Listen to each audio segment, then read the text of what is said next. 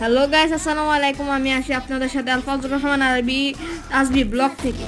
তো গাইস, এখানে আপনারা দেখতে পাচ্ছেন আমার যে প্রিয় বিড়াল ক্যাটি, সে দেখেন আমাদের ঘুঘু পাখি, বিদেশি ঘুঘু পাখির সাথে সে খেলা করছে। একদিন সে খেলা করতে করতে সে ঘুঘু পাখিগুলোকে বেড়ে করে দিয়েছিল। আমাদের বিড়ালে একটা শখ যে সে সে যেরকম স্বাধীন ঘরের মধ্যে হাঁটাচলা করে, সে সেরকম ঘুঘু পাখি বা পাখিগুলোকে খাঁচা দেখলে পাখিগুলোর খাঁচার দরজা খুলে দেয় যেন তারা স্বাধীন হয়ে যায়। আর একটা ইন্টারেস্টিং কথা হচ্ছে, সবগুলো বিড়াল দেখবেন যে আপনারা পাখি দেখলে সব থেকে বেশি উৎসাহ হয়।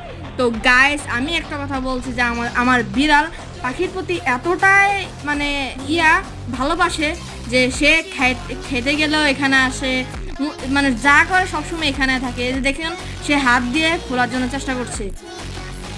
আর ঘুঘু পাখিগুলো